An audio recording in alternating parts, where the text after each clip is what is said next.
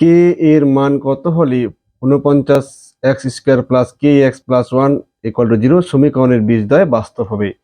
আর নিচের অঙ্কটিতে বলা আছে যে দ্বিঘাত সমীকরণের বীজদ্বয় 4 ও 2 সেই দ্বিঘাত সমীকরণটি লেখো। দুটি অঙ্কেই 2024-এর মাধ্যমিক পরীক্ষা যে চলতেছে সেই পরীক্ষায় থাকবে 100% আমার তরফ থেকে কমন দেওয়া হলো।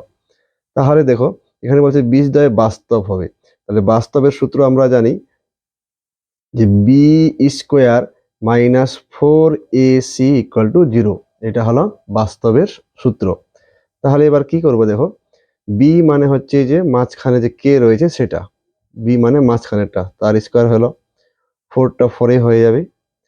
এ মানে হচ্ছে সামনেটা 49, তাই এখানে আমি লিখবো 49, আর সি মানে হচ্ছে লাস্ট যে আছে সেটা 1 ইকুয়াল টু 0।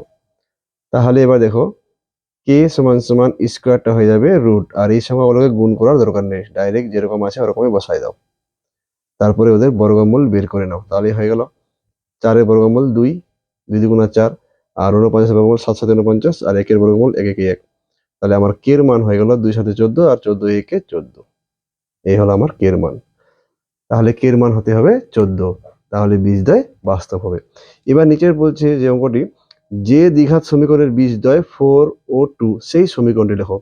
তাহলে আমরা ধরি বীজ দুটি আলফা ও বিটা, তার মানে আলফা হচ্ছে 4, বিটা হয়ে যাচ্ছে তাহলে 2।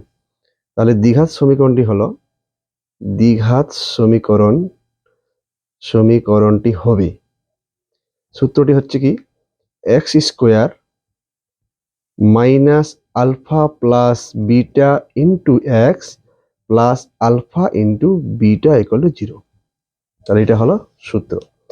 এবার আমি আলফা বিটার মান বসিয়ে দিব।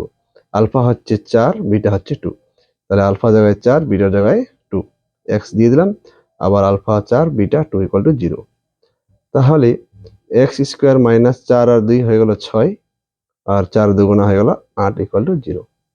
এই হলো দ্বিঘাত সমীকরণ। তো বন্ধুরা অঙ্ক দুটি ভালো করে প্র্যাকটিস করো, কারণ পরীক্ষা থাকতেছেই। আর অঙ্কটিকে লাইক দিয়ে দিও, চ্যানেলটিকে সাবস্ক্রাইব করে নিও। ধন্যবাদ।